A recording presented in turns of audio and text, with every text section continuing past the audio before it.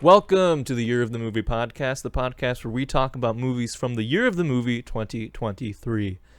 If you want to know more, go to our Patreon. I'm Sebastian. I'm Maggie. And with us today, as always, we have Bryce in our video booth corner. Say hello, Bryce. I just woke up. And we have another special guest, the same special guest as the last special guest we had, our good friend Shawn Braley. Double special guest. Yep. Ooh. He's back because he's actually seen the movie we're talking about today. Yeah, I was just like, why don't we just pick a movie I've seen, because I don't like following orders. Yeah, That's fair. So- that's fine. You make your own rules. Yeah. The movie we're talking about today is Asteroid City, which Asteroid is City. Wes Anderson's movie for this year. The day that we're recording this, I think his short film thing. It hasn't been released yet. The anthology thing? Yeah, Yeah. it hasn't. I don't think I so. thought it came out today. Oh, I mean, I could be wrong, but I thought it came out today. well. Well, we haven't seen it yet, at least. Yeah, that's true. We have not seen it, but so we're talking about Asteroid City. Yeah. Why did we start this podcast, Shawn? Why did we start it? Yeah, why did we start? Why did you start the podcast in general? Not Yeah. this specific one? Not Okay. this episode, but the show. 2023 is a weird year for movies. There's all these like weird things happening in the industry. There's a strike. It's like post-pandemic. We're figuring it out. And so a lot of weird movies have come out this year. And I just want to say, I think it's a brilliant idea. Oh, thanks, bud. I just think it's great. So, yeah, I mean, that's pretty much why we started this podcast. Yeah. It's a goofy year. Maggie, do you have an example of a goofy movie that's come out this year or is going to come out this year? I have a spreadsheet of 190 movies that have come out this Fantastic. year. How many episodes will that be? 2. Yeah. Let's just look at the spreadsheet. Do you we've remember got- that Air came out? The movie about Oh, the, yeah. the Michael Jordan shoe? Yeah. Are You There, God? It's Me, Margaret came out this yeah. year. Beau is Afraid. Big George forgot about Foreman. Mhm, Yeah. mhm. We're going in alphabetical order, in case you can't tell. Dumb Money, that comes out this year. Dune Part 2 was supposed to come out this year, but it'll come out next year. So we don't have to talk about it, we thankfully. don't Chicken have to. Run Dawn of the Nugget, which I am stoked about. Yeah, I'm also same. stoked. I'm very excited about it. Fast X, Ferrari, Haunted Mansion, Inspector's Son. Yeah. It's kind of a car year, isn't it? Yeah. A little Ferrari, bit. Fast X, Meg 2, The Trench, that's a car movie for sure. for sure. I was thinking of Gran Turismo, Oh, but Gran Turismo. That's but sure. Yeah. So yeah, I mean it's A it weird like one. you said, Shawn, it is kind of an odd year for A movies. Mission Impossible movie came out this year. Yeah. Yeah. Makes you think. 65. makes you think. 65 came out this year. Yeah. You mentioned Air before. Isn't it weird? Like this year, it feels like there's Air, and then there's the Blackberry movie. Mhm. Yeah, And I it, feel like there's George more. Foreman, Tetris. Yeah. Yeah. All these movies that are just like Barbie. Is Barbie, like, yeah, I guess that's the big one. Yeah, it's just like named after a brand, and it's just like Yeah. Yeah. now we're just making movies about the products that we Mm-hmm. use. Yeah. Gotta find ideas somewhere. They just look around the house and just like, Yeah. You know, that Rubik's Cube. Huh. Don't give him ideas. There is already the Pursuit for Happiness. Mm. That's kind of Rubik's Cube-esque. No, the one that we'll get is Furby. Oh, Furby. yeah. I hope that it'll be like a Gremlin situation where they acknowledge like the Mm. creepy factor of it. Yeah. You'd hope so, Yeah, but I do hope so. But do you think that Furby is too close to a gremlin, that it's already like skirting the line? So then if they made a movie, it's kind of like they're in the territory of.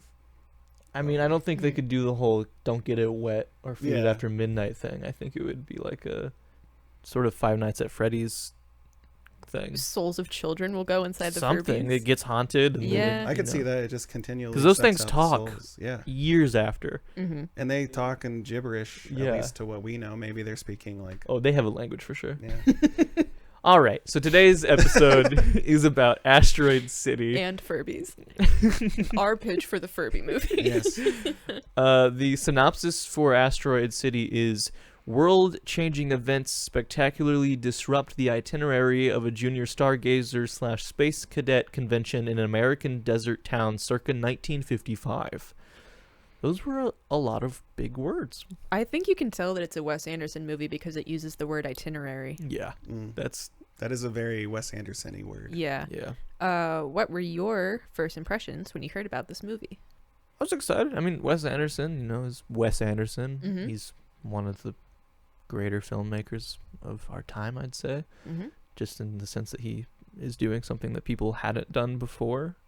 He's very distinctive. Yeah, and it seemed like there was a sci-fi vibe going on with this one, and I like sci-fi, so I was excited. Mm-hmm. Shawn? Yeah, I was super excited. I mean, Wes Anderson's one of my favorite filmmakers, and I remember seeing Steve Zissou in theaters when I was 17, and that's like one of the moments that I was just like, oh, movies are like can do whatever they want. Like it can be like, this is a very unique voice, and so I think that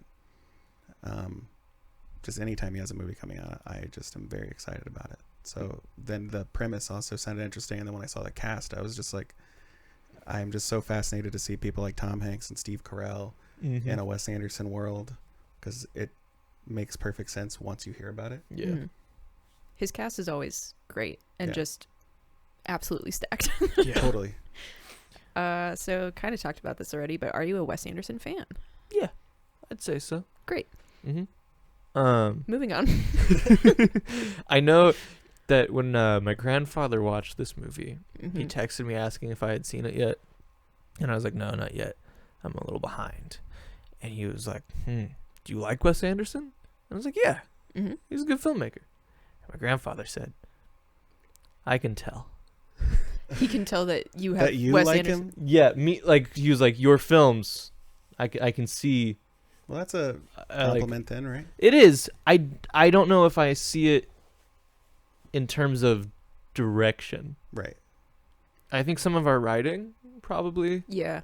could be similar to like that style, but I don't know. I'll take it. Yeah, I'll take it. It's not an intentional influence, I don't think. Yeah. But- Shawn, you obviously said that you like Wes Anderson. Yeah. Mm-hmm. Maggie, do you like Wes Anderson? I do. I think the first one I watched was Fantastic Mr. Fox. I remember getting that at the library on DVD, being really interested in it, and just like the style was so completely different from everything else that I had seen. I'm trying to think of like what the first one that I saw that I knew was a Wes Anderson movie, and I think it might have been Moonrise Kingdom. And then I've seen Life Aquatic. I like that one a lot, just the vibes in general. And then Grand Budapest Hotel. I haven't seen a couple of the newer ones. Like I missed French Dispatch. Yeah. I purposely didn't see that one. Yeah. I don't like Timothy Chalamet, Mm-hmm. Oh, and man. it takes a lot of convincing for me to watch a movie he's in. Well, he's only in like a segment of the movie. Well, And- they ruined it. He was in a lot of the promo. Yeah. Well, I mean, they're like, who's hot right now? Yeah. Yeah. Timothy Chalamet. Timothy. This little angular child. Yeah. Bryce, I know that this was your first Wes Anderson film. Baby's First Wes. Would you say, based off of this film, without giving spoilers, that you are now a Wes Anderson fan? I enjoyed the kind of absurdity Mm-hmm. of the whole thing. Mm-hmm. It kept me entertained. Yeah. I will say, like, and this maybe gives away, like, some of my feelings, that this wasn't maybe the best Wes Anderson film to start with. Mm. Just because of how the story works in this one, it's not quite. You really have to rely on Wes Anderson being Wes Anderson, I think, in this film. Okay, I said that very underwhelmingly. I did really enjoy this movie. I genuinely did. No, yeah.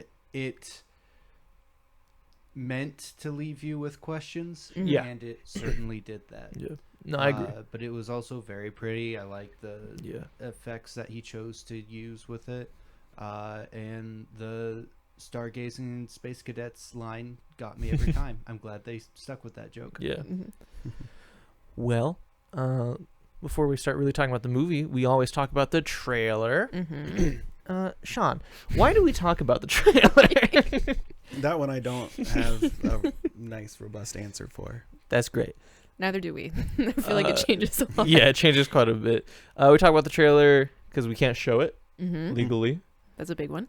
I I also feel like because these are newer movies, then I think it's always interesting when you go back and hear about other movies, like how they were first received and how they were first marketed. Yeah. So trying to do that now with current stuff, be slightly intentional with that. And then also there's just not a whole lot to talk about as much as like the in terms of like not spoiling. Yeah. Like, And in terms of like the legacy of the movie or whatever. Yeah. It's been months versus years that this has been out. Also, sometimes the trailer versus the movie is different. Wildly different. Like the movie Somebody I Used to Know. It's also maybe you haven't seen the movie or haven't really heard much about it. You hear the trailer and you're like, oh, that sounds good. Then you can go watch it and then come back and finish this podcast. Mm-hmm. It's a little win-win. We're flexible like that. Yeah. you tell us when you want to hang out. Do you want to? I think it's your turn. Oh, is it my turn? Okay. Yeah. Let's begin with the trailer. A tow truck pulls a station wagon up to a garage, and we briefly see the driver in a phone booth with 4 children positioned outside the booth. There's a split screen as the driver, played by Jason Schwartzman, talks to a man on the phone, Tom Hanks. The two speak. You're not here. We're not there. The car exploded. We see a shot of the car's slight explosion. The driver continues, come get the girls. I have to stay here with Woodrow. And the images of his children flash on screen. Back to a split screen, and Tom Hanks says, I'm not their chauffeur, I'm their grandfather. Where are you? Jason Schwartzman says, Asteroid City, Farm Route 6, Mile 75. And we get images of the family unloading the car in this tiny desert town. The movie title, Asteroid City, comes up over a train moving through the desert while the song Last Train to San Fernando plays. We see a large crater and a ceremony held inside the crater with a general giving a speech over images of the young scientists being honored. Junior stargazers and space cadets, each year we celebrate Asteroid Day, says the general. We now get images of Asteroid City's inhabitants in the assembled crowd. The speech continues, commemorating September 23rd, 3007 BC, when the arid plains made Earth impact. Did I say that right? Yeah. Yeah. When the arid plains made Earth... No, okay, yeah. Mm-hmm. The general gestures toward the ground, and we get a close-up of a small asteroid kept in a cage on the ground of the crater. The music comes back up. There's another shot of one of the junior scientists using a ray gun and disintegrating its target, while the crowd politely applauds. We now see the driver and his kids in a diner. When the whole place shakes and a mushroom cloud forms off in the distance, we hear someone say, Holy Toledo, that's Midge Campbell, with a close-up of Midge Campbell, played by Scarlett Johansson, getting out of a car. The driver takes a photo of her at the diner, and she doesn't look super amused. We see Midge talking to another woman outside of a communal shower who tells her, you're very good in the one about the tramp in the brothel who gets amnesia and becomes a pediatrician. Midge thanks her and responds, you know, that may have been my favorite character I've ever played. And the other woman says, I don't know why nobody else liked it. And Midge says, oh. The music changes to a more twinkly track with a title card with Wes Anderson's name and credits over an image of the crater at sunset. We see inside a scientific center, and Woodrow looks at a piece of flashing equipment and asks, what do those pulses indicate? And a scientist, played by Tilda Swinton, responds, what? Oh, the beeps and blips? We don't know. There's shots of the stargazers and their families in the center at night, while another woman says, some of our information about outer space may no longer be completely accurate, and the camera tilts up towards the night sky. Narration continues with a woman, Maya Hawke, teaching a group of kids, with one raising his hand, saying, anyway, there's still only 9 planets in our solar system as far as we know. Billy? The boy puts down his hand and says, except now there's an alien. And we see a shot of everyone in the crater looking up at a spaceship coming down just above them, flooding the place with green light. There's a shot of the general again at a podium asking his aide, what's happening now? And the aide responds, I don't know. We see officials in hazmat suits examining the crater. The driver talks to Midge between their motel rooms saying, I don't like the way that guy looked at us. Who? The alien. How did he look? Like we're doomed. She pauses for a second before saying, maybe we are. The music changes again to another Western. I forgot to look up the title of this song, but it says Freight Train a lot. Freight train, freight train, freight train. As the general walks into a room of scientists and soldiers together saying, I've just informed the president. Cut to the mom of one of the stargazers asking, how long can they keep us in Asteroid City legally? And we get several images showing a military quarantine has been established, isolating the small town. Woodrow tells his dad and grandfather, The world will never be the same. A girl in a Girl Scout-like uniform has a psychological evaluation responding to images on flashcards quickly, and she says, that's an alien doing jumping jacks, that's an alien in a top hat. There are more images of Woodrow in an observatory and talking to his family, saying, what's out there? The meaning of life? Maybe there is one. There's another conversation between Midge and the driver. She asks him, are you married? He says, I'm a widower, but don't tell my kids. Then a shot of all 4 kids together and Woodrow asking, you're saying our mother died 3 weeks ago? His dad responds over an image of a Tupperware container being buried in the dirt. Let's say she's in heaven, which doesn't exist for me, of course, but you're Episcopalian. The kid's grandfather walks up to his granddaughters with his narration, in my loneliness, I've learned to give complete and unquestioning faith to the people I love. This continues over images of the various characters, including the teacher with her hands in prayer. The grandfather continues in front of the garage to his son-in-law. I don't know if that includes you, but it included my daughter and your 4 children. Cutting to an image of the family hugging. There's a shot of a carnival with several space-themed signs, and a girl says, sometimes I think I feel more at home outside the Earth's atmosphere. And we see it's one of the astronomers speaking to Woodrow inside the observatory as he responds, oh wow, me too. A man, played by Steve Carell, then asks a group of the other parents, they're strange, aren't they, your children? With a brief shot of one of the kids jumping off a roof. Back to the group of adults, he finishes, compared to normal people? The parents all respond, yes, that's correct, it's true. He nods and makes a noise before the cast credits begin to roll over images of a train. It continues for a while because the cast is massive, before cutting back to Midge and the driver, with Midge saying, I do a nude scene. Do you want to see it? The driver is silent for a few seconds before saying, huh? Did I say yes? She says, you didn't say anything, and he stutters, I meant yes, but my mouth didn't speak. The movie title Asteroid City comes up again over the desert in the studio credits as the music fades out. It's a longer description because they pack a lot into that trailer. Yeah, it's Wes Anderson, so they do a lot of quick. Yeah. Like we were saying earlier, this is a very typical Wes Anderson vibe. If you like his stuff already, you kind of know what to expect by now. So this is for you. The movie specifies later on that this is 1955, but in the trailer specifically, it just kind of sets up this is a Western and sci-fi, so kind of the retro futurism vibe. Yeah.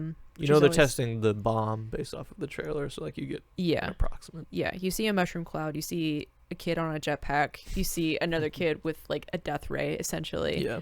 And then like everyone is in very, very nice 50s outfits and everything.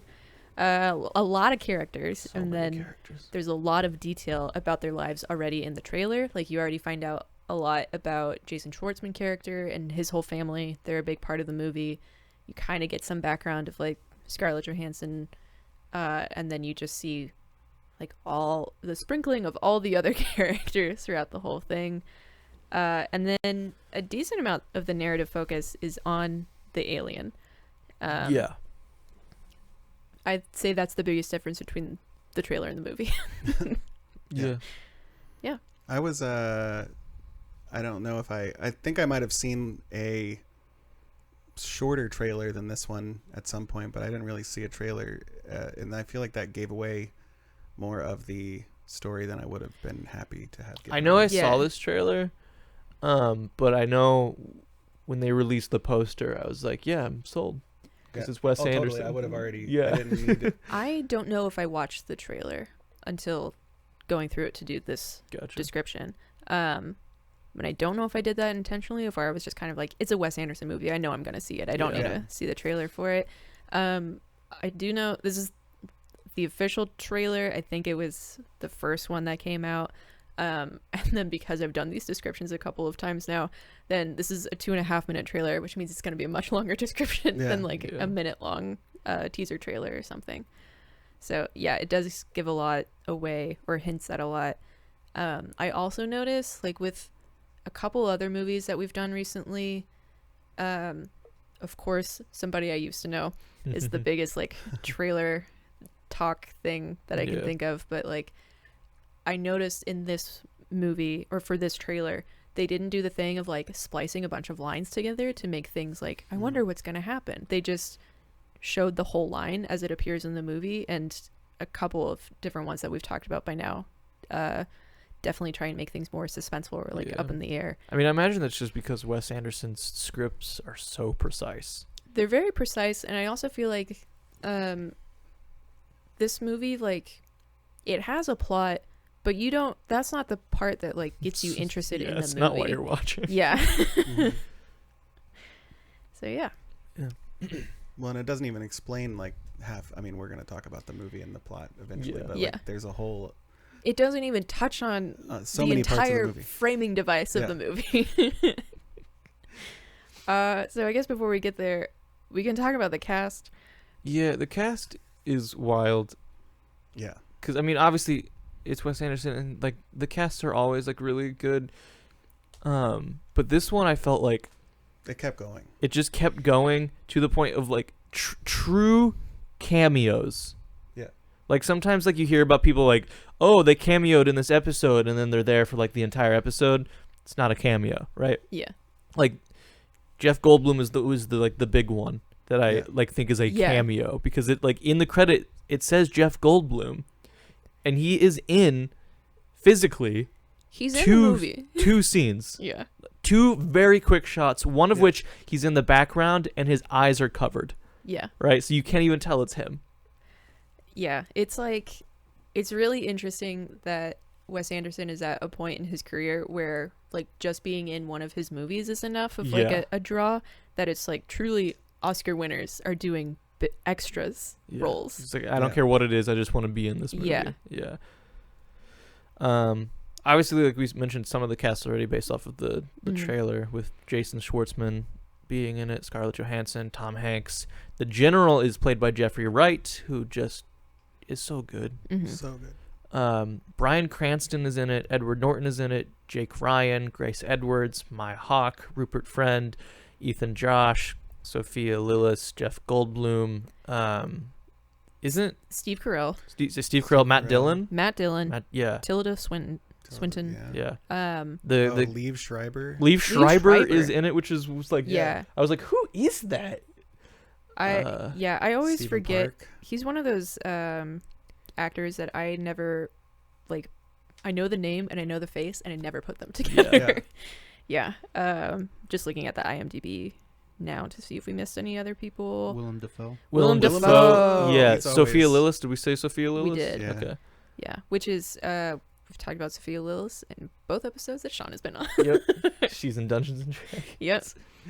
I only watch movies with Yeah. her in it. The Margot Robbie. Margot Robbie Oh yeah. is a true cameo in True. That is a true. Yeah. Margot Robbie was in it? this. Yeah. Yeah. We'll get there. We'll get I don't want to spoil for people watching. Yeah.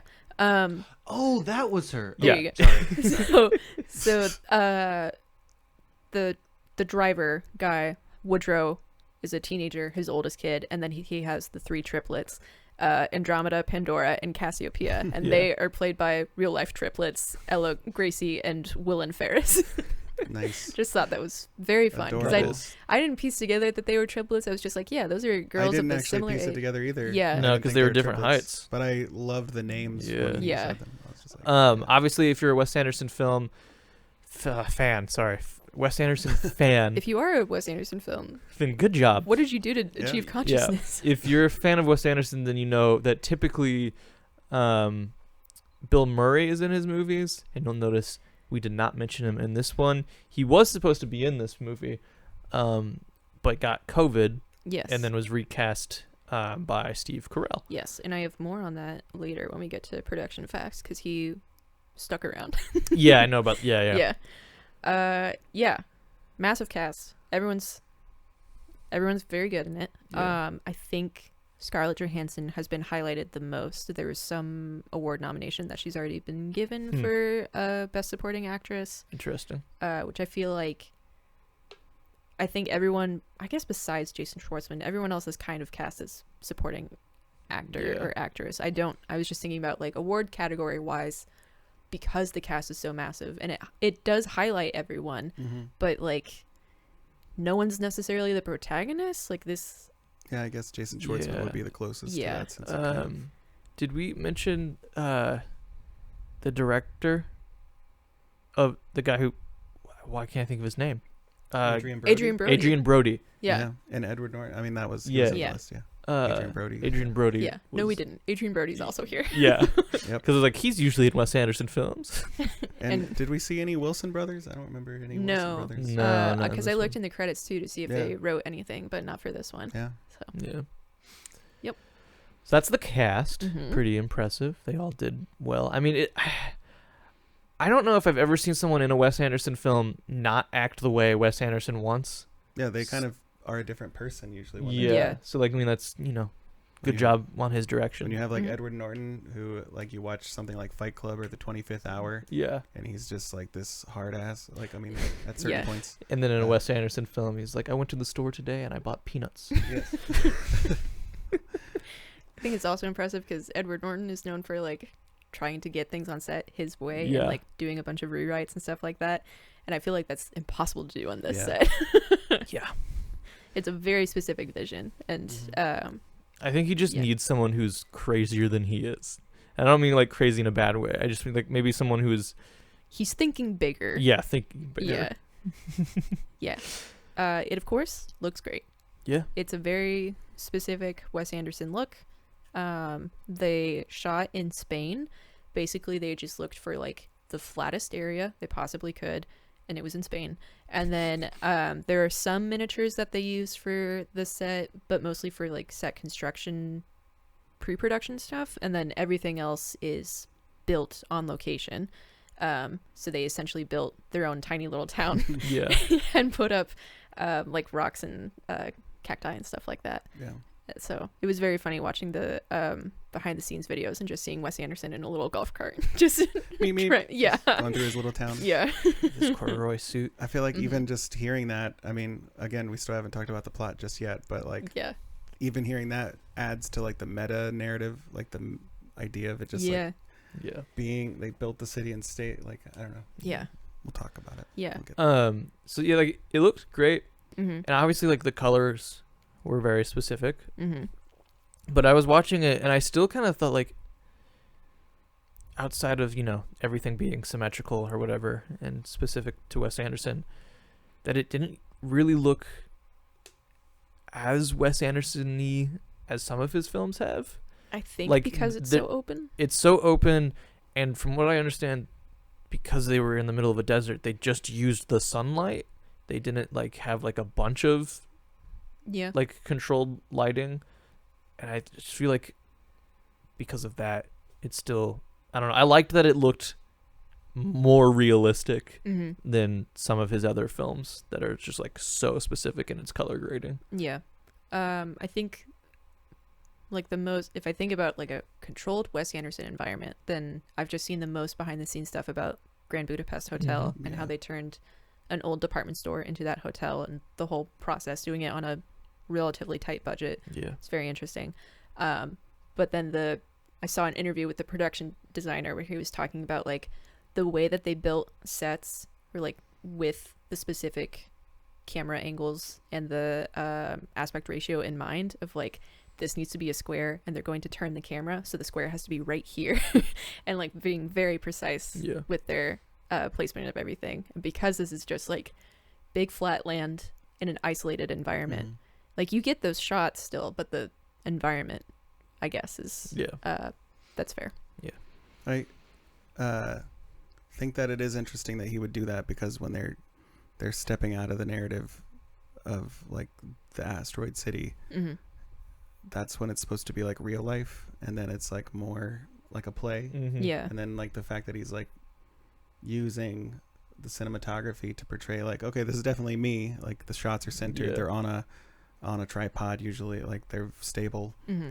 but it does have more of like a little bit gritty or whatever Yeah. kind Yeah. of look. I think Moonrise Kingdom kind of does when they're like traveling, like when they're camping and stuff, Mm. but outside of that, Yeah. it seems like he normally is, it just feels very clean. No, I agree. Mm-hmm. What's next? So it's not, we've kind of mentioned or hinted at the framing device of the movie. So it's not structured as a regular movie where like you watch it and it's just like, here are the events that's happening. Yeah. It has a framing device. So it starts off, Bryan Cranston is the host, and it is a TV program that is about a play called Asteroid City. Yeah. And then they are showing dramatic reenactments of the making of the play, and then the like actual shots of what we were talking about of them on location in Spain and everything. That is the play being shown in movie format. It's confusing just talking about it. Yeah. But like I with the trailer, they show no sign. For this trailer, at least, I think they do in some of the later ones. Okay, so this is the only trailer that I have seen. Yeah. And they show no sign of there being another movie in this movie. In terms of like, in this trailer, all you see is when they are at Asteroid City. You never see when they are behind the scenes or in this Bryan Cranston TV show. Yeah. I feel like the only hint that I got that things were stylistically different was like, I feel like I remember seeing a shot of Bryan Cranston in the black and white, but then I didn't necessarily think that it was Asteroid City because like the French Dispatch also has a lot of black and white, so I think I just like saw that, was like, sure, whatever, and didn't think too much about it. Yeah. I remember seeing Bryan Cranston too, and I just felt like I thought it was just going to be like a thing where they cut to him as like a framing device of like, this is what Asteroid City, like as he's just explaining like the town. Yeah. Because Wes Anderson does that a lot too, where there's like a narrator kind of character. Yeah, that's which he kind of is, but he just uses it in a more sophisticated he way. crosses over the fourth wall within itself. Yeah, it's which is really interesting. There's a review. I think I have a quote from later from the Roger Ebert website, but he talks about like that framing device that he normally uses of like, the reviewer said, I was talking to my wife about what I was about to go watch, and we were debating if it was going to be a yes or no, like narration or not, to set up everything. And he was like, this was a yes and no. And then a more concise description from an interesting article from Tor.com that was about this movie. It says, in essence, what we are watching is a TV documentation of the creation of a play that presents itself as a movie, but with play-like scene and act breaks. The layers of the narrative abstraction are mind-boggling. Yeah. Which I always kind of thought that Wes Anderson's movies were play-like. Yes. Like, for sure. Like he's a playwright that makes movies. I've definitely used that description before. Yeah, when and talking about stuff. I felt like this one specifically, and I mentioned this when we watched the movie, but this one to me felt like the closest thing to a modern day Shakespeare. Just especially with all the meta-ness and like talking to the audience and crossing over and just like how specific and goofy it was. Yeah. And, I don't typically like Shakespeare. I also thought Shakespeare when we were watching it, but like I mentioned to you last night, then like the only real reason I thought of that was because if there's any kind of framing device of like, this is a story within a story, then my brain associates it with Rosencrantz and Guildenstern are dead, because that was the first thing that I read like that in high school. So this came on, like saw it happening, was like, got it, Rosencrantz.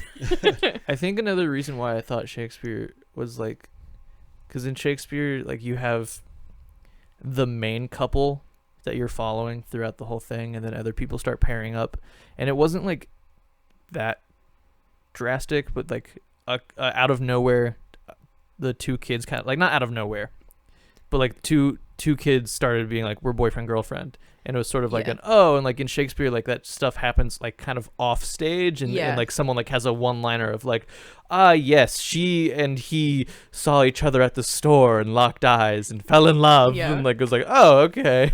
Classic Shakespeare meet cute. Yeah. Off screen. Yeah. Another thing with the two teens that like become a couple, they do establish like they have a lot in common. Yes. And then I also, in different reviews and stuff, I saw it originally, people were thinking of this as like a coming of age movie. I don't know if I see that, but I guess I can see why they say it. I think they thought of that, at least in the initial press of like when it was announced in 2020 or whatever. Then people saw a few images and they were like, oh, Moonrise Kingdom, but space now. Yeah. And this doesn't really do that. No. The framing thing also gets pretty granular with the like behind the scenes too. There's that interview that I watched with the production designer. It's a Vanity Fair thing. And he's talking about various movies, and it starts with Asteroid City, and he was saying that that framing device continued when thinking about sets. And he specifically talked about the writer's study, and how detailed it was, and how they have to think about it, and how it's going to not just thinking about like the textures of things, but the colors, because they knew this was going to be in black and white. And also you can make things more dramatic, one because it's a Wes Anderson movie, but also this isn't a real place, but it's the dramatic reenactment of the real place, so you can make it more theatrical to fit that vibe. So I thought that was interesting that they were like, not only is this a Wes Anderson movie, this is a goofy Wes Anderson movie. I guess did we specifically say that like when they're showing what's happening in the play in the form of the movie, when you're in Asteroid City, it's in color, and the aspect ratio is like 2.39 roughly. I don't think we've mentioned that. No. And then when we're seeing like Bryan Cranston talking about it, or like the behind the scenes, like the play about the play or whatever, that's roughly 4:3 and black and white, like it's an old 60s like, TV program. But then there's a part where things are getting hectic in Asteroid City, and we're seeing that in our color view. Things are getting hectic, and Jason Schwartzman's character just stops and says, I don't understand, right? And then like he walks away, and then in the cliffside there's just a door that he goes through, and then it cuts to him leaving a door in the black and white view, where Bryan Cranston is looking at the screen like he's still narrating, but then he looks behind him and he's like, what are you doing? And then it's like, so it's like this weird cross of like Bryan Cranston is on this show, and we do know that like the other actors are there, but it's still like there's a divide there that they haven't really crossed until now, where they basically cross all of the divides in one fell swoop. It escalates to that a lot, and then there was one brief moment before that where it's the scene that's in the trailer of Midge Campbell, Scarlett Johansson's character, and the woman who plays Sophia Lillis's mom, and she's telling her about all the stuff that she likes her in, and like her various roles, and then they just pan over and Bryan Cranston is standing there, and then he's like, I'm not supposed to be here, am I? And then he walks off, and then the color view, it goes just so funny that they barely like acknowledge it, and it's not like those characters like even say anything, they're just like, and then they just go back to like it's like he accidentally walked out on stage. You forget that it's but like there's not actually a stage, because this is supposed to be a TV program,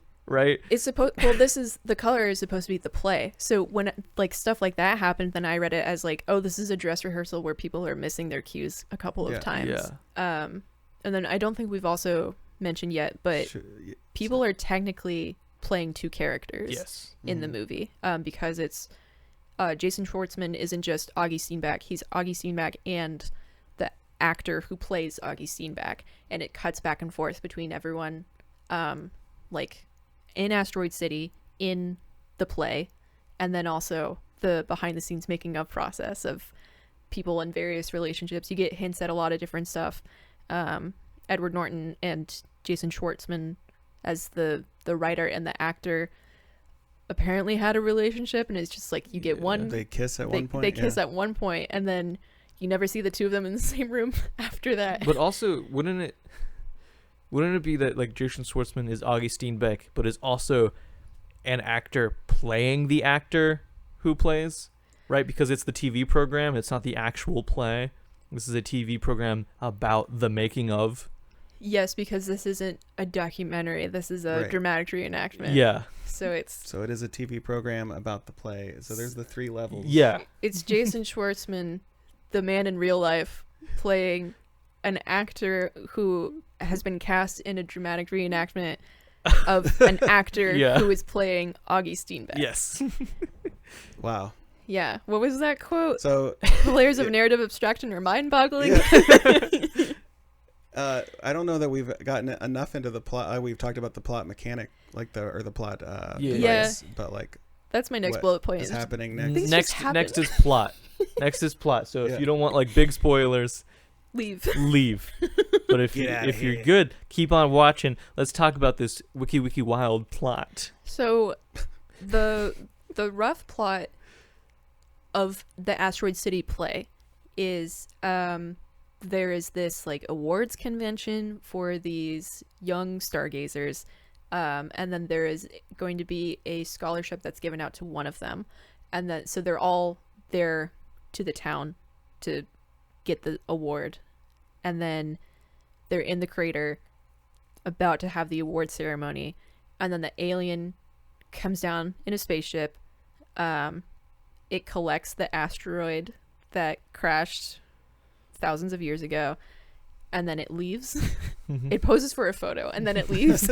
And then they're in a military quarantine for like a week, and then the alien comes back like as soon as the quarantine is lifted and drops the asteroid back off, and then people freak out because they're going to have to be in quarantine again, and then it's lifted basically immediately and people just leave. And then there's a lot of things up in the air about like which relationships are going to continue outside of this, which ones were just for like basically convenience of location. It's also like, I guess more specifically about Jason or Augie and his grief of his wife just dying, or she died 3 weeks ago and then he has to now tell his kids about it because he didn't know how to. They keep saying like it's about life in America and infinity. Infinity. I did like that they did, in a way, tell us at the beginning that this wasn't going to go anywhere, with one of the first shots being of that ramp that isn't finished. Yeah. And it was like, I didn't get it until the very end. I was like, oh, okay, that they were trying to tell us at the beginning that this wasn't going to go anywhere. Yeah, there's like a highway on ramp that like was just started, and then it stops immediately and it says like closed indefinitely on the front because it's like it was not clear where it was going to go. And I figured that was like not a real ramp, like, you know, like maybe it was there but it wasn't like actually sturdy or anything, like it was just like cheap material. Apparently Jason Schwartzman would always sit up at the top. I wanted a shot of someone sitting up. he would sit up at the top in between takes, and he was like, that was my secret space that no one else knew about. That's nice. Yeah. So I guess the framing device then is like a pretty big part of the plot element of the rest of the movie. Because like it kind of, I don't know, I guess it turns into like what is art, or I don't know. There's a lot of questions and unknown stuff. Well, Augie, the character that we're watching in Asteroid City, Augie, played by Jason Schwartzman, or the actor playing whatever. The artist. He's a photographer. Yeah. He's the one that takes the photo of the alien. So there's this moment, but he also makes that connection with Midge, who's the actress that everybody's like fawning over. And also takes a photo of her in a scene where she's supposed to be nude in the scene. She's not in the photo. But like that's also like there's these moments that are tying together like all the different characters' identities within their professions. I think that they're like either playing the part or capturing the part or whatever, but then also the kids are there just because it's like this camp where, because they're geniuses and they're there to, aren't they gonna like win an award or a grant or something? Like each of them is given some sort of award, and then one of them is going to be given a $5,000 grant or a scholarship. And then the alien keeps interrupting the ceremonies so that it's never officially awarded. But then at basically the final scene with Augie's family, is then like he and Tom Hanks are like, oh, I wonder who won the scholarship. And then Woodrow is like, oh, he gave it to me in the showers. He didn't want to, like, he just wanted to get it over with or whatever.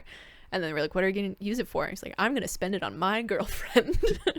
Who like was another one of the smart kids there. But like it was like hinted at that they were like kind of into each other, and then there was a scene where like they're making out, and then it's like we're boyfriend girlfriend. When it gets really chaotic, they make out. There's a part where Sophia Lillis's character is like, are you guys boyfriend and girlfriend? And they do that kind of like middle school thing of like, no, we don't like each other like that. What are you talking about?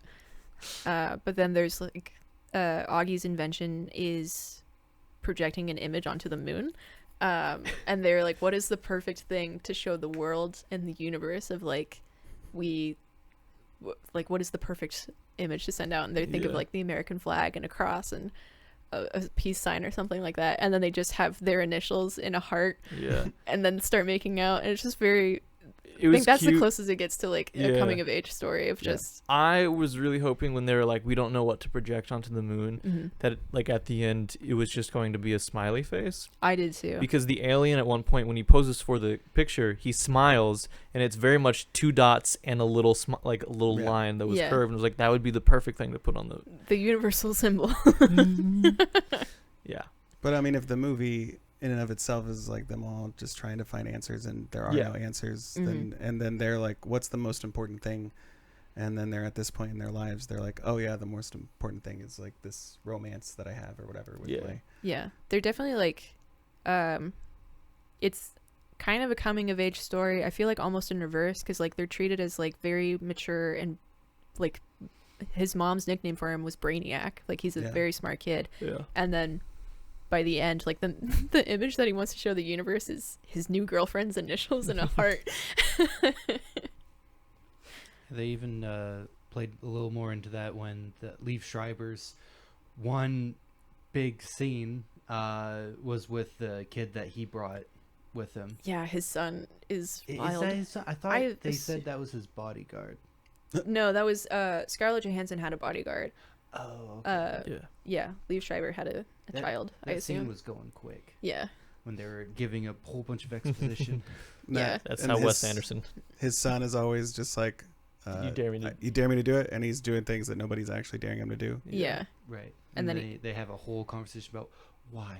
Yeah. Why the dare thing. Yeah, and he just wants to be acknowledged. Yeah. It's fascinating because it's like these characters, normally if I'm watching a movie and then the characters say exactly what they're feeling, then that's an annoying thing. But then what Wes Anderson is doing by like having them say not just exactly what they're feeling, but what like the writer would be thinking about what they're feeling as he writes the scene. Sure, yeah. And it's this like, again, all these layers removed. Because like if you just said that as like a 13-year-old kid, like it would be out of character. Yeah. But in terms of like, I'm infusing this with also these layers. I think that worked because the whole time leading up to that, they weren't giving you anything. Yeah. Any clue, just dare me to do this, dare me to do that. Right. And then you're like, why?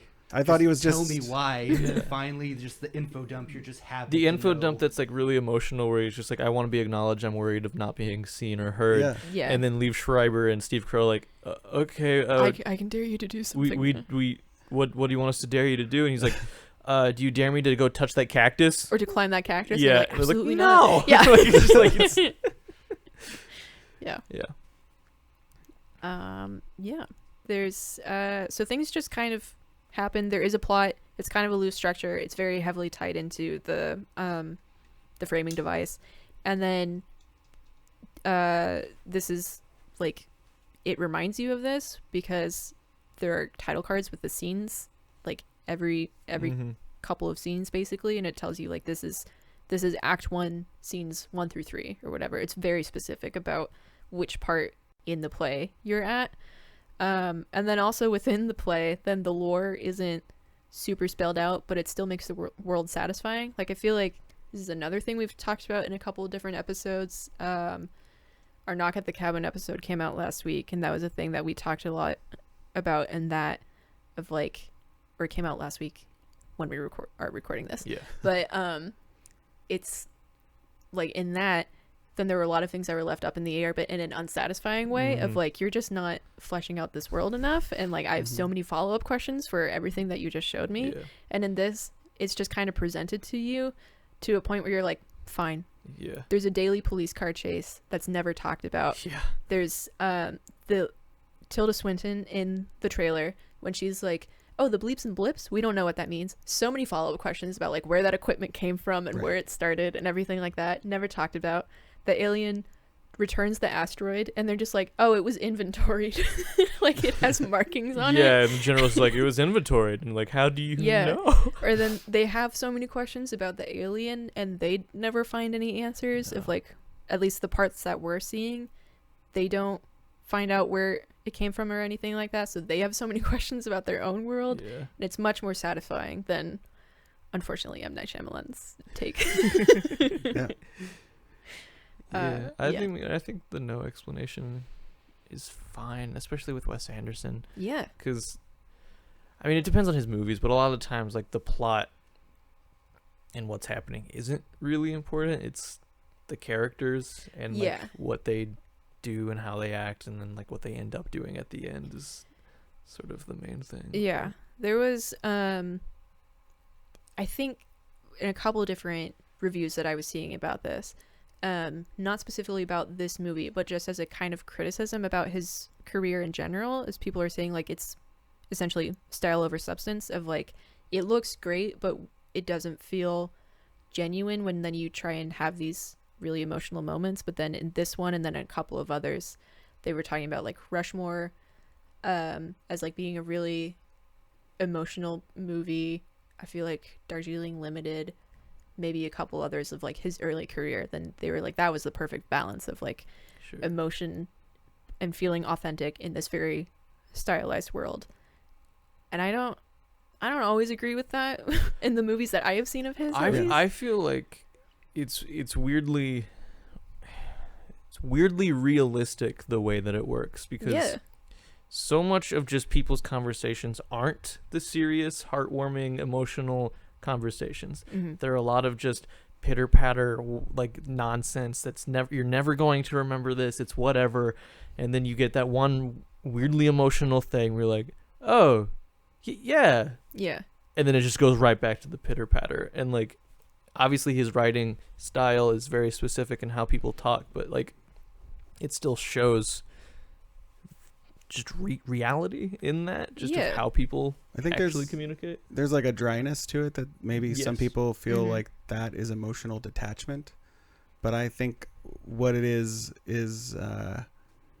it's just kind of a grounding in a style that he's going for, where it feels like in some way like Charlie Brown or like a New Yorker cartoon or something, where it's like, I'm gonna just, like, lay this out there, but it's not, I'm not gonna have to, like, I'm not gonna Steven Spielberg it, and I love Spielberg, but, like, I'm not gonna Spielberg it where I'm gonna tell you every emotion to feel right now. I'm going to kind of, like, let these characters speak, and it's gonna feel real, like you're saying. Like, even, like, sometimes they say things and it does sound dry, but it's like, well, sometimes people just like, you do say things like that, but in a movie you zhuzh it up a little bit because you're like, I want them to feel this emotion.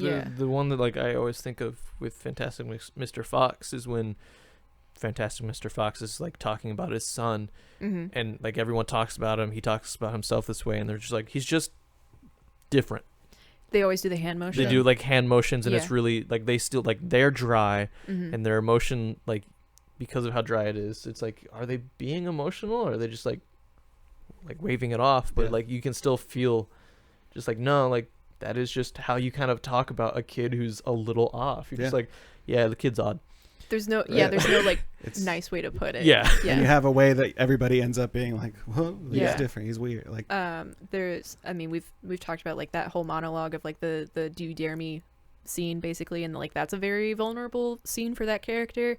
But then there's the whole speech that General Jeffrey Wright gives of so weird. It's a very weird scene, but then if you think about it, then it's like, that's so much. There was one description that I read where it was like an inappropriate amount of detail is given about this man's life, where he's honoring these kids, and he's like, chapter 1 of my life, right? And he goes through this whole thing of, like, I've lived through wars. My father died. And then he ends it with, like, another thing of that where it's like, where it's this whole weird thing, and then he's like, if you wanted to live a boring existence, then this was a bad time to be born, or something like that. And you're like, oh, okay. And then he's like, anyway, here's a giant novelty check. Like, while he's doing it, he's speaks into his microphone, is given another microphone in front of him to walk up and talk to that. And then in between him speaking, he is walking away from the microphone, walking back to it, walking away again. And it's just Tilda Swinton does the same thing, you know, later on whenever she's explaining these big important things, and they just keep walking away from the microphone. Watching it, I was like, why are they doing this? But they're in a play. Yeah, right? Right. In a yeah. play, you don't just You have weird stage directions. yeah, like when you have one emotion, you go to this side of the stage. When you Yeah. have another emotion, you go to this side of the stage, and so like Yeah. Like how they did the audio of like you hear them very clearly Uh-huh. when they're at the mic, and then when they walk away and it trails off a little bit. Yeah. Yeah. And then I Yeah. just thought that was fun. the sound design was on point for this movie. Mm-hmm. There's a Roadrunner.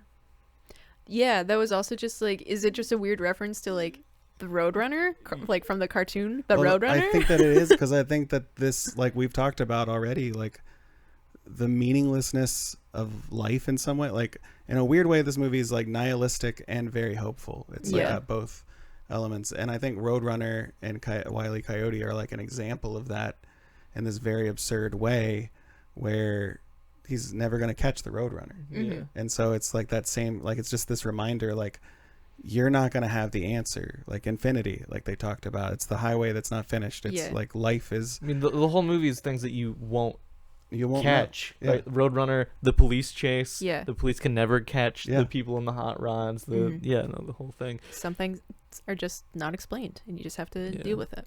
The nihilistic but hopeful thing I like because it's set in the 50s Yeah. when Mhm. I feel like that was such a big thing. Like And right we're there, we're out of Yeah. a war, but now we're like maybe we're going back to a different war with nuclear bombs. Yeah. But then also technology is like ramping up in a wild way that we.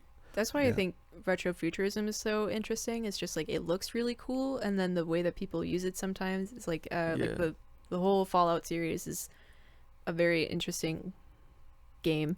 And then like what they use with that, and then there was that show that I really wanted to like that came out. It's This like Hello Tomorrow. Hello Tomorrow. It was an Yeah. Apple TV show, and it was like Looked great. 50s retro future, but not. It didn't. It just didn't make sense, and it just wasn't great. We but- watched the pilot, and it like didn't. It wasn't. It just wasn't interesting, which was really Yeah, disappointing for like. nothing about it was interesting. But Yeah. that's not why we're here. No, but just that Yeah. aesthetic is a interesting tool. The Alien. The Alien. We haven't really talked Alien. about the Alien Yeah. a bunch. It's not. I feel like when I heard about this movie, I didn't really know that the alien existed. I think partly because I didn't watch the trailer. Yeah. They specifically mentioned it in the trailer, which I was surprised by when I was watching it again. They So it's- probably did because it's not an important part Yeah, of the movie. so it's but they not- were like, but it could be. That's what I also think I didn't see that trailer, at least because I was like, when I went into, I was surprised by the Alien. Yeah. And that, I mean, I liked that I had that response to it, Mhm. but I don't think it's necessarily a spoiler. Yeah, it's not a spoiler that it exists because it's not really the focus of the movie as it happens. It's just another one of these scenes where like, and now this is going on Mhm. anyway. I was interested because I hadn't like actually seen the Alien because I purposely didn't look at a lot of press for this movie. I was interested to see like how they would present it just like physically on screen, if it was going to be like a dude in a suit or something like that. And I really like the style that they did. That's like the basically just Fantastic Mr. Fox style. Yeah. It fits with the Wes Anderson vibe. And then it switches as another part of the meta thing of like Mhm. you then see Jeff Goldblum in costume Right. Yeah. later on. And when the alien is first introduced, then it comes down, picks up the thing, it kind of coughs or something, and then it poses for the photo, and then it goes back up. And I was really hoping that was the only thing that the alien said, because I was like, that's great that Jeff Goldblum gets a whole credit Yeah. for a cough. I think though that cough actually wasn't Jeff Goldblum. Whoa. Because I saw a thing that was saying that Wes Anderson did all the voicing for any of the cartoon / animation thing that they Mm. did. So the Roadrunner and the Alien, Oh. I think those were Wes Anderson. So there's a Wes Anderson cameo in this movie. Yes. Excellent. From that Roger Ebert review, which gave the movie 4 stars, it says the new knowledge of the intelligent life elsewhere in the universe solves nobody's problems. It just obliges them to stay in the desert for at least another week. Mm. Like it just happens. Like the kids have questions in Maya Hawke's class, but they, like everyone else around them, even like Scarlett Johansson and Augie, when they're talking back and forth, they're like, do you feel any different? He's like, I don't feel anything. She's like, neither do I. Like they're just, Which I think, like, I mean, I'm not trying. We're younger than you, but I feel like that is a thing with becoming an adult. Mm. Yeah. Of just being like, that happens, I guess. But like when you're a kid, you just ask all these questions because you don't know how anything works, and you're just like, but what about this? And what about this? And what about this? And then parents are like, Yeah.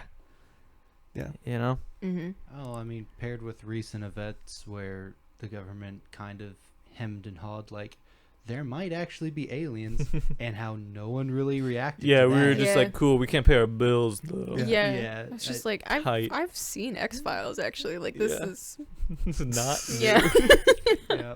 Yeah, there's a part of adulthood. I feel like Wes Anderson plays with this a lot too, especially with like Rushmore and Royal Tenenbaums, where Mhm. he plays. I mean, and Moonrise Kingdom, where he's playing with the child Yeah. adult dynamic, Mm-hmm. and the children often are obviously very imaginative and very hopeful and very they have a lot of questions and wonder and curiosity, and then the adults are just wrapped up in their lives. Mhm. And so like Augie is obviously still grieving and dealing with that stuff, so he just can't even process that because he hasn't even processed that his wife died. Yeah. And Midge is obviously depressed, like, so she's dealing with her own stuff, and so the adults are wrapped up in that stuff while the kids are like, can we have answers? And then like Maya Hawke, being this like Christian like school teacher, is trying to give answers, but like she's forcing it, and then the like I forget the cowboy guy, Montana. yeah, he like Yeah. comes over and then like helps out. This is if you haven't seen the movie and just heard me randomly say the cowboy guy, that there's another cast of characters They're that are just cowboys, cowboys. yeah. But he comes over and like explains like a thing, but it's just like him being confident and saying it, and then she's like, yes, what he said is true. And Yeah. that's also a way of living, is where like, okay, let's just tell the kids so that way we all have an answer and we can just move on. Mm-hmm. But then you have these really smart kids that are gonna continue to ask questions. Yeah. And like, Yeah. Yeah, the young astronomers are trying to contact the alien, and they're also the ones that get the news out about the alien in the first place. It's like one of them works at his school newspaper, so he's like, I gotta call my buddy and Yeah. get him to run this story. And then the younger kids that are in Maya Hawke's class, they like actually make stuff. Like the one kid is like, I made a spaceship of like this is my model of the spaceship, and the one girl has a drawing of the alien, and then another boy writes a whole song that he sings with the cowboy band. it's so great. It's such a good song It's- too. yeah. Yeah. It's really impressive. Cowboys were the best. They had no Yeah. reason to be there. There's absolutely no reason for them, but Yeah. they were just so good, just to move things along. Yeah. Rupert Friend, who plays Montana, Mm-hmm. whenever he is walking, you can hear spurs because Mhm. he's a cowboy, but he's not. not wearing spurs. It's just another one of those elements, right? Yeah, Like, it's just yeah. I also liked in the switch back and forth between like the play and the meta stuff about the play that Rupert Friend Montana like sounds like a cowboy, Yeah. and then they go to the actor that's playing Montana, and he's like just fully British, Yeah, which, like wearing a Friend is British. yeah, so it's just like black turtleneck, like exactly like we Yeah. think of like an actor. yeah. yeah. No, because we when we watched it and like we first like really see Rupert Friend's face, I'm like, I think that's the guy who plays the Grand Inquisitor in the Obi-Wan Kenobi TV show. And it was, but he's just like this Southern cowboy. He's just like, hello, miss, I'm Yeah. Montana. Ma'am. Ma'am. You said that, and that's all I could think of for the rest of the movies. Yeah. Yeah. The ending? Yeah, we can talk about good. Okay. Yeah. So the line that they keep repeating before like the epilogue scene happens and you see like Augie in the diner with his family, it gets kind of chaotic because the alien comes back. The general says they're gonna have to go under quarantine again. Everyone kind of erupts in chaos because they don't want to be held by the military. Mm-hmm. Sure, I feel that. And then Augie, or the actor playing Augie, is like, wait a second, I don't get it. And that's when he leaves the whole thing. Yeah. And then he has a conversation with Margot Robbie, who was the actress who was playing his wife, whose scene got cut in the play, so we never see her in the movie, but they still use her photo. And then There's a great scene between them. there's a It's a cameo, and I'm actually as we've been talking, I keep thinking about this scene. Mhm. This scene is going to change my score. Okay. She recites their whole dialogue from the scene that was cut back to him. and this is kind of like also breaking is it the eighth wall at this point? I don't know. However many walls. Yeah, like, because that was when he walked past Bryan Cranston. Which so, like, means he's not in the show he's anymore. left the framing of the show. But we are still seeing what's happening. Yeah. And Margot Robbie, to me, feels like the one person Wes Anderson said, you don't have to act like you're in a Wes Anderson film. Yeah. Like, Margot Robbie, great actor. Mm. And, like, just this scene, because she was able to act the way that you can in most other things versus Jason Schwartzman still acting in a Wes Anderson film. Yeah. The juxtaposition of that was just so grand that it just was like, oh, wow. And they're on, like, opposing balconies across an alleyway. There's a chasm between them, Yeah. essentially. It's kind of Romeo and Juliet, I guess. So back to Shakespeare. Yeah. And they're also from two different shows, which are Yeah, she's on the thematically balcony different. from a different theater doing a different show during her break. So it's even more meta because she's dressed up as Queen Elizabeth I, and like, so she's in a completely different time period. And they both went out to balconies to have a smoke. Jason Schwartzman left everything because he was like, am I doing it right? Am I doing like, I don't fully know if I'm doing the right thing because the actor that's playing Augie is a new actor. So he's like kind of unsure about himself. And then Margot Robbie just like basically as an actor to actor and then also as like dead wife to Augie, like gives him permission to move on and to like just do whatever feels natural. The amount of levels that like that one scene crossed like that emotional plane for that character playing multiple characters or that actor playing multiple characters was great. They also like they briefly mention it as a part of that scene, but like they say that their whole thing was cut for time basically, but then they also say that like the play at one point goes to the aliens' home planet, and that's either cut also for time or we just don't see it because we're in the framing device. And so like the play is still going on while we're in the Bryan Cranston verse. And so there's just so much, and I like it's so detailed. I like that like they're like it was cut for time. Meanwhile, Jason Schwartzman isn't even supposed to be off of stage. No, the play's going on. He just doesn't have a line for about 6 minutes. So he's able to time it. So like there is a time crunch, and then they're with the actor who got cut for time crunch, and that just it was big. It was big. It's a big small scene. It was. So right now I can't quite remember how they get from that to then this next sequence. Like he goes back into the play, kind of, but then there's like a whole thing of then it's showing a bunch of cuts of like they're all in like the basically like actors writing room or it's an acting class. The acting They're class. in an acting class who is the teacher of that class is Willem Dafoe. Like that we haven't we said he was in it, but the writer basically is stuck on he wants to include this dream sequence where they go to the alien home planet. He wants to include the dream sequence in the play, and then he goes to Willem Dafoe for help with that because he has writer's block, and then meets Adrian Brody there, and so it kind of goes out of order, I guess, because we've already seen Adrian Brody at that point. I don't know, but as part of that, then it kind of turns into they mentioned that Edward Norton, like the writer, died in a car crash. So then they kind of frame him in the writer classroom again, as like it kind of seemed like it was going to be an in memoriam section of like, look at this man's legacy, but then they all start repeating, you can't wake up if you don't fall asleep. And it's a really weird scene for Wes Anderson. I mean, it's supposed to be like the dream scene basically, because like he does a bunch of Dutch angles. The lighting gets like really harsh when like spotlights, and it's the most and least the color Wes changes. Anderson.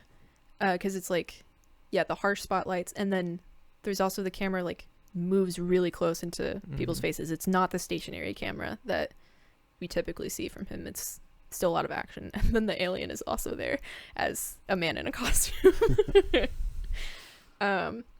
But part of that article from Tor that I mentioned earlier is called Wes Anderson's Asteroid City Tests the Boundaries of Dreams. The whole thing is really interesting. It talks about how like how people have used art as a protest tool before, and specifically like Charlie Chaplin and a couple other things like making fun of dictators, and just how art is and isn't a useful tool. And it has this whole thing where it says art by itself cannot topple dictators or reverse global warming or feed the starving, but it is also something I think we need. We need the artifice, we need the abstraction, we need the openings that lead us to look beyond the work itself and into a consideration of our own condition and the condition of the world around us. We need to fall asleep to dream so that we can finally awaken enriched and with a better appreciation of who we are and what we need to do. Just the whole article was really interesting about like the dream element inside the Wes Anderson movie and how the ending is really a whole focus of that. And also then it gets meta again of the writer of that article was like, I was stuck on how to write this article and then I went to sleep on it, and then when I woke up the next morning I had a better idea. So it's just very interesting of the all of it coming together, and it's kind of, it's not a clear answer of like what it wants you to think, but everything is up in the air, including the meta-ness of the movie. I also have a hard time believing that the real world in this was a real world, because the amount of times that the main character takes off a fake mustache and just sticks it behind his back into a hammer space. Yeah. There's no way. Like, it happened so many times where I was just like, is this real life? Because it just disappears. Yeah.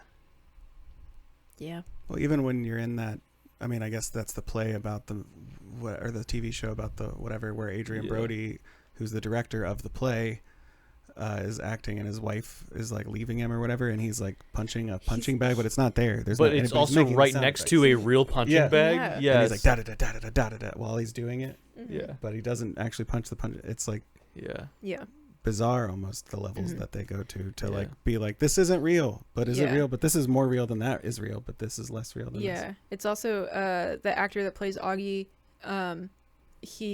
Augie puts his hand on a like grill or like a hot plate basically, and he burns his hand, and the actor is like, why does he do that? And Edward Norton is like, I don't know, it just kind of happened. And then that continues through like the chaotic scene where he fully exits everything, and he's like, he goes up to Adrian Brody and he's like, why does he burn his hand? Am I doing the right thing? And then instead of like directly asking like, what is the meaning of life, and it's asking like, what is the play about? Like, am I doing it right? Like, am I doing life correctly? I mean, even just like this thing that is obviously something that hurts him. Like, why did I do that? Why would I hurt myself? And so then you have these layers of like, if what is the meaning of life, or what is the meaning of the play? But then it's like Edward Norton in a way is God, but then God dies at some point. And then now we're left with, we have the director, and we have we have all these other like devices that are helping us continue to work out whatever life is, or whatever this play is, or this narrative is. But we don't have like, and then if we did have access to the creator of everything, is he just going to be like, I don't know, he just kind of did it. Like, I don't know why I did that. Like, even that character doesn't have answers for everything. It's a good movie. It's a good Sorry, I was going to start preaching there for a second. No, you're very understandable. Should we talk about production facts? Sure, unless there's anything else that we can think of, specific things we want to mention. It's such an in-depth movie. I don't think forever there's any way we could talk about all of it. Like, unless we put the movie on and just go scene by scene, and then pause it and talk about it, and then play, and then that's like a whole day's worth of a podcast. So if you want that, let us know, and we'll put it on Patreon. Oh, Bryce?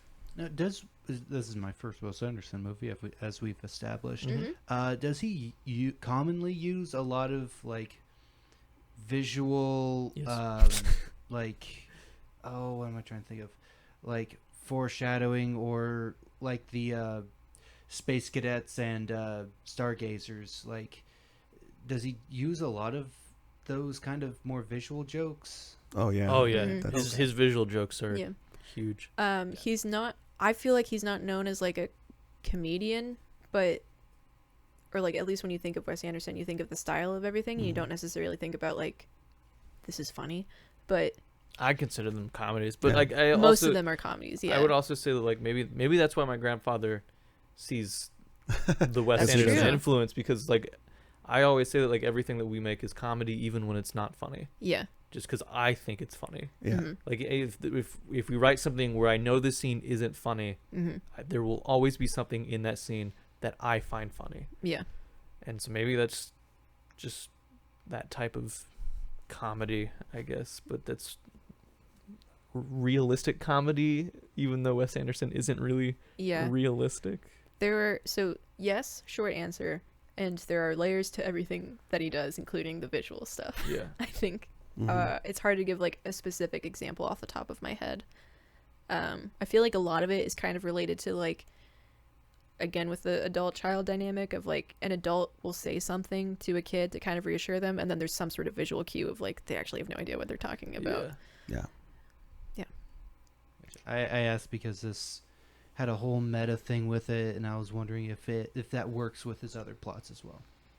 Yeah, I was just, you guys were just talking, I was just thinking about like I was just like chronologically going through Wes Anderson's movies or whatever, and I was just like, yeah, that touches on that. Like literally every single one of them touches on that and has like some layer of a narrative device that helps frame acting out real life to some degree.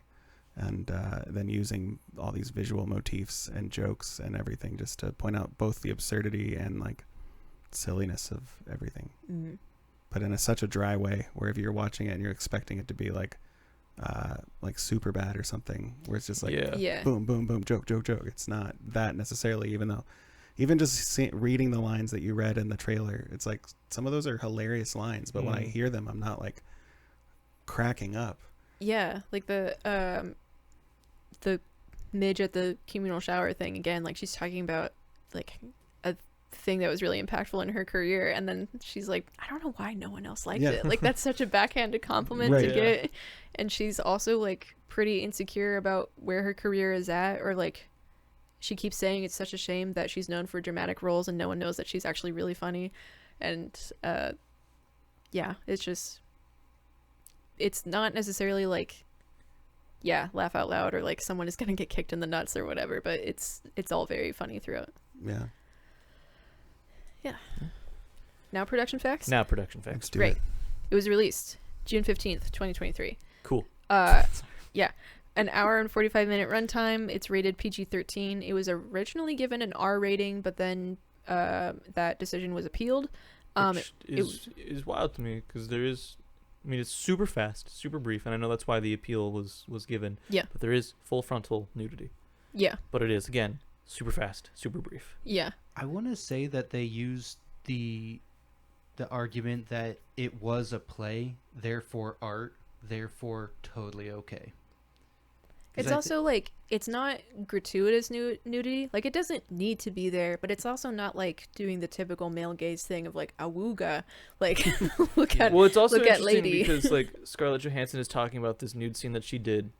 Yeah. And then she's like, she says, do you want to see me do the and then Jason Schwartzman was like, you could have used a body double. Yeah. And she's like, I don't like to do that. But in making this movie, they used a body double. Yeah. Which is interesting to me because she has done nudity before. Oh, I did not know that. That whole some thing... of us know that. Yeah. I have Google. That whole thing of like, basically her asking him, do you want to see me naked in a professional capacity, and he's like, yes. She does the whole scene with the towel on, and then she takes it off after the scene, because then they kind of have a brief romance, and that's like a will they won't they continue outside of here thing. Anyway, PG-13 rating. The ratings for it were lower than I thought they would be, honestly. But it's 75% on Rotten Tomatoes with a 62% audience score, 75 on Metacritic, and a B on CinemaScore. I think it's just a thinker. The critic consensus on Rotten Tomatoes was Asteroid City is unlikely to win Wes Anderson many new converts, but those who respond to his signature style will find this a return to immaculately arranged form. I think that's goes back to what you're saying at the very beginning of like, this is your first Wes Anderson movie. It's not what I would start you with. It's not a great intro to Wes Anderson in general. I mean, it's got me hooked. I didn't want to watch any of his other movies. Now I do. You should. You'd like them a lot. Yeah. It had a budget of $25 million. Was it a success? Yeah. I would assume that it would still be Yeah. the marketing I felt like was really big for this movie. Mhm. So. It at the box office as of recording, it's at 51.5 million. It has about 28 million of that from US and Canada, and the rest is worldwide. It's the highest opening for a Wes Anderson film wide release of his career. And then, according to Wikipedia, in its limited opening weekend, it made $853,382 from 6 theaters, finishing in 10th. Its per venue average of $142,230 was the best total since the start of the COVID-19 pandemic and the largest since La La Land in 2016. So, Yeah. these aren't the most dramatic numbers, but those are like pretty good stats Yeah. to have with your movie. It's the first time that I went to the theater to see a Wes Anderson movie, and I went to Esquire, which is a like local art house theater, and it was opening night, and I feel like I've seen other movies of his on opening night, but this one, just the energy was different, and people were dressed up like Wes Anderson character cosplaying to come see the movie, and then some people were like dressed up like they were going to camp, like it was just That's fun. and it was packed, like there wasn't a seat in the house, and so I was just like, is Wes Anderson like catching on in some different way? Because it was a lot of like younger people, like I'm in my 30s, I'm an old person, but like people that are in their teens and early 20s, and I was just like, oh, that's cool that he's having another wave of impact. Like I knew he was still very respected, but Yeah. it's good to see that financially it's still working out too. Yeah. There's also that, I don't know if it was TikTok or Instagram trend of like shooting random things in life as a Wes Anderson film. So I think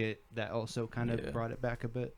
His imagery has definitely caught on, or like his name associated with the style is definitely big with the youths on various platforms and stuff. I feel like also on TikTok or something there was like for a while there was a trend with the soundbite of like from Fantastic Mr. Fox, of one of the monologues that he gives to his wife, and he's like, your eyes look great in the moonlight or something like that. And it's just people dressed up as Wes Anderson characters, And then they do that. Speaking to a camera. Like we mentioned, Bill Murray was supposed to be the motel manager but got COVID and was unable to film, and then Steve Carell was available to replace Murray at the last second and appears in the film. I feel like Steve Carell was better for this specific character. I agree. Just because he's trying so hard to please everyone, and Bill Murray doesn't do that. Usually, No, if it was Bill Murray, I feel like all of the scenes would have come across more sarcastic. Yeah. Yeah. Bill Murray's or Steve Carell is definitely genuine and like, Yeah. can I get you anything? Like, I also feel like because Bill Murray is Bill Murray, he is the way that he is. He is always the one given the exception to act how he wants to act, and not specifically how Wes Anderson wants to act. yeah. I mean, Steve Zissou? Life Aquatic. Life Aquatic, he's, I don't know, he doesn't quite fit in. Like, he is still this big, I mean, the character calls for that, so like it makes sense. Fantastic Mr. Fox is maybe the closest where I could see him maybe it would easier to direct him because it was like a voice acting thing, and so it's like just read the lines. Have you seen Royal Tenenbaums? I have, but it's been a while. He's Gwyneth Paltrow, who's one of the Tenenbaums. He's her husband, and he's like a therapist or psychologist or whatever, and he also is a professor.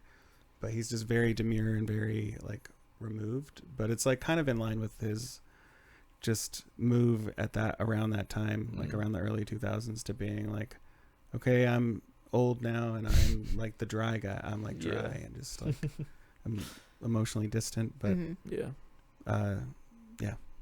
that's like the only other time. But yeah, he can kind of just be himself a little bit more.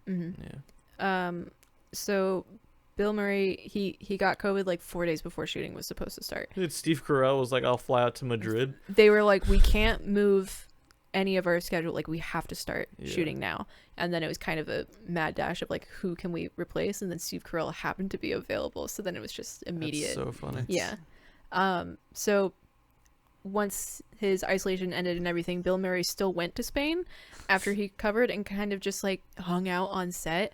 And Wes Anderson was like, yeah, he was just kind of like giving pep talks to the whole crew and was good for morale, which like I know they're good buds at this point because they work together in so many stuff, but it's just like I don't know if like positivity is necessarily the vibe that I get all the time from Bill Murray. Like I think he's he's very cool. I wish that he was a good person. So Wes Anderson made a character for Bill Murray called Jock Larkins, who is the head of the Larkins Laboratory. That's like the scientific facility that's near the crater and everything.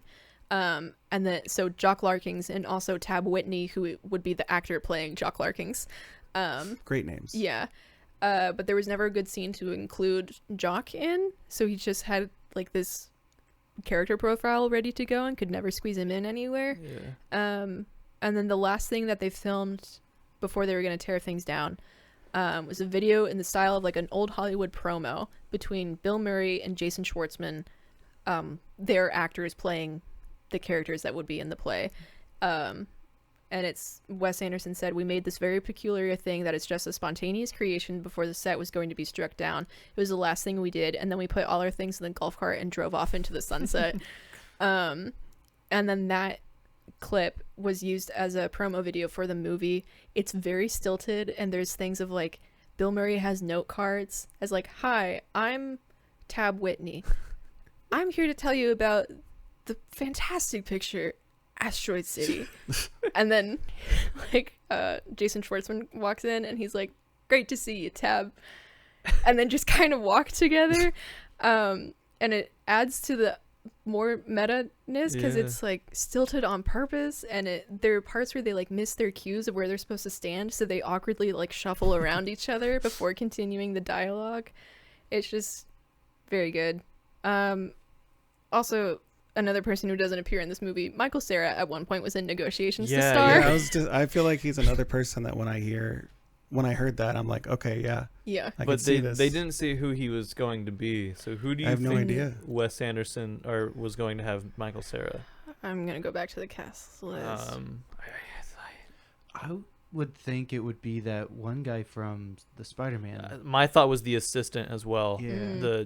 The assistant to the general, Which we haven't even mentioned him, but he's like he's the main dude from Grand Budapest. Yeah. I could see that being could've Michael Cera. I think it's the crazy thing is like with Wes Anderson and with like, it could be anyone. It could be anybody anyone. because it could be Tilda Swinton. Yeah, Could be like it's true. It could have been one of the parents. It could have been. I could see him being one of the parents. I think he's instead of Liev Schreiber. that would have been an interesting, different choice, but of a very nervous parent instead of a very strict one. But I could still see him having like the porn star stash. Yeah, and just being. Or anxious. he could have been Steve Carell. Maybe. It's true. Yeah. Not the motel manager. He plays Steve Carell. Yeah. So the crew of the movie includes a lot of Wes Anderson's longtime collaborators. We've kind of mentioned with the cast of like, there's a lot of repeat faces. So Alexander Desplat, I think that's how you pronounce it, is the composer. This is his 6th Wes Anderson movie. Roman Coppola is a writer, and then he's credited as a writer and producer on several other movies, including Moonrise Kingdom, Isle of Dogs, Darjeeling Limited. Robert D. Yeoman is the cinematographer. Moonrise Kingdom, Grand Budapest Hotel, The French Dispatch. Milena Canonero is the costume designer. She's won 4 Oscars. She worked on The French Dispatch, Grand Budapest Hotel, Life Aquatic, etc., etc. And others, including the editor and the production designer, have worked with him on a lot. So he's got like his specific group. We were mentioning earlier, like, surprised that neither of the Wilson brothers were involved in this movie. He's got a specific group for his specific vision.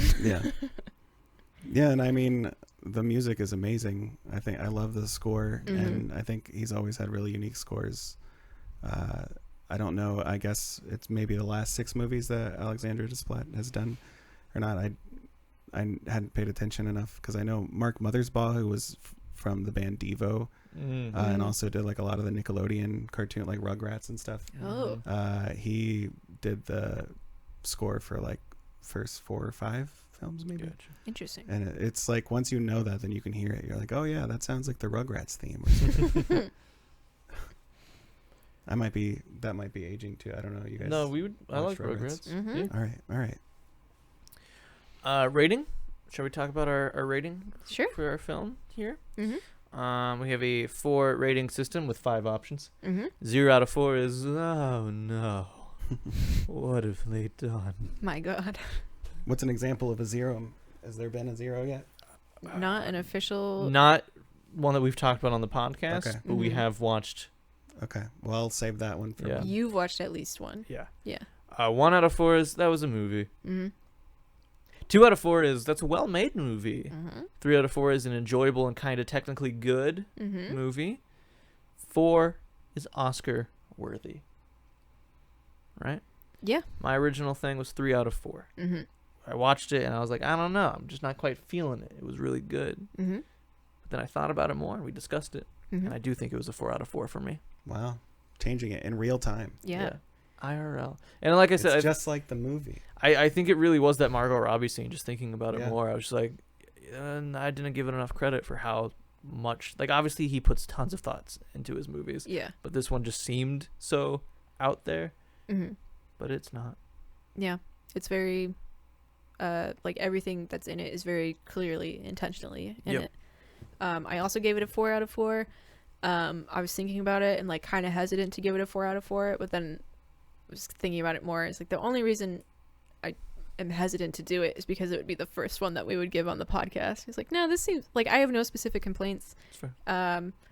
I think it's good overall. The only thing that like maybe I have an issue with is like I guess it's not like a good Wes Anderson intro movie, but Yeah. then you can't just like pick it up immediately Yeah. and sit through it, or you can clearly, but I thought it was a great intro Yeah. movie. I will say it's a 4 out of 4 for me. Mhm. It's not my favorite movie we've seen this year. no. Eventually, we will talk about that movie, but we're trying to do something special with that one. Mhm. Oh. Sean, what would you give this movie? I would also give it 4 out of 4. 4 out of 4.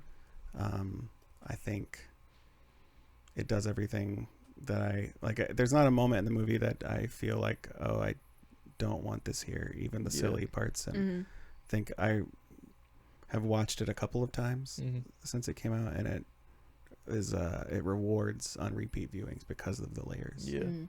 And there's things that I get to find out, even in this conversation, things that I learn, and then I'm like, oh, now when I watch Yeah. it again, I'll have that. And I think that that's really something special, especially for a comedy. Like, Yeah. and that's the thing that when we were like, is Wes Anderson doing comedy or not? And I think he definitely is, but it feels like he's doing it in that like Shakespearean, in this way that is more transcendent than just Yeah. like Airplane or something like that, which is Yeah. very funny, and I love Yeah, Airplane. both but, are good options for comedy. but and that's going to give great repeat viewings. But just because you're like, I remember everything. yeah. Wes Anderson's, you're going to be like, oh man, this line now, Yeah. this line, now this character, now this framing device, and yeah. Yeah. So I could keep gushing, but I was thinking about other things like modern versions of like besides Rosencrantz and Guildenstern of like other things that have done a framing device, and like my brain unfortunately immediately went to like, oh, it's like Monster Mash. If it's a song about the song Yeah, Monster yeah. Mash. Bryce, what would you give this movie? Yeah. For the narrative device of the vending machines, the vending machines are great. Yeah. Which we haven't even talked about. 4 out of 4. Because, like, what I loved about this movie was no one wanders off for no reason. Yeah, there's Like, always a purpose. People are somewhere, even if it's just for the ridiculous vending machine of buying a small plot Yeah. of land just to Mhm. get people off to the side. There's a reason why they're now off to the side and can speak candidly. Yeah. Yeah. And also I like sci-fi, and Yeah. it was a thinker, and I liked it. A nice vibe to it. Mm-hmm. Well, this marks our first perfect score movie. No, you can't sing that. We don't have the right. There you go. You got to change like the last note. Sped up slightly. Played backwards. You will. So that's our discussion about that movie. As always, we talk about another movie that we've watched recently. I think the movie that we're going to talk about is Attack the Block. Oh, I yeah. love Attack the Block. Have you seen it? It's been a while, but it's a 2012 movie, I think, about aliens invading, but they basically invade this little 2011. Okay, this little block in London. Mm-hmm. we got John Boyega. It's John Boyega. Star Wars and John Boyega. It's sort of what like discovered him, I guess, and like it's really like the first like big. I mean, he was the lead in it. Jodie Whittaker is also in it, and she plays the Doctor in Doctor Who. And then Nick Frost. Nick is Frost the other is big in name. it. Mm-hmm. And then there's another guy in it who is in the CW. Yeah, Firestorm. Yeah, he plays Firestorm. I was like, is that Firestorm? It is Luke Treadway. Yeah. Yeah. No, not Luke Treadway. Not Luke Treadway. No, go up. Franz Dramé. Oh, yes. Yeah. Yeah. Yeah, it's a really fun movie. I mean, it's comedic, it's horror-esque, it's sci-fi. It's basically what would happen if Alien happened in a little London apartment complex. Yeah. Like, that's really the plot of it. But it's really fun. It's too. really fun Yeah. and really well made. Yeah. Like, it's definitely a low budget movie, like you can tell. But it was still really well made. I know the director is friends with Edgar Wright and Nick Frost and all of them because he's helped work. Basically, any movie Edgar Wright has ever made, this director has a special thanks credit. Was it Joe Cornish? Is that? Might be, yeah. Forget the director's name. Yes. Yeah, Joe Cornish. Mm-hmm. Yeah. Because he like hasn't, to my knowledge, made anything as good as like I just feel like he in terms of his director. Yeah, directorial I know, like, efforts. what was it? He's written Yeah. really well, but the directing stuff, it's like The Kid Who Be King. I think he Mhm. directed that, which I never saw. I so never can't watched, judge. but it was like one of those movies that looks like a direct to DVD Yeah. movie, I guess. Like I don't mean to be rude, but Yeah, he doesn't have other major credits to his name besides or before Attack the Block. Then there's like this Hot Fuzz the Fuzzball rally, like I guess a probably short promotional Yeah. video or something. Yeah. I think he is mainly a writer who's Mhm. probably trying to do directing. Attack the Block 2. Really upcoming. interesting. Interesting. Yeah. That would be cool. Yeah. You got to just see in It's like real a decade time later. all of us learn something. Yeah, Mm-hmm. Well, whoever the camera was on at the moment. that's true. Hopefully it was a good face. I hope it was on Bryce actually the whole time. He was Bryce just is like- just pensively. Looking up. Yeah. So that's I think our other movie that we've watched. I really recently. like the aliens, how they look in that movie. Yeah, they're basically furry Mouths mouths. that glow in the dark. Yeah, that's kind of. They don't have eyes.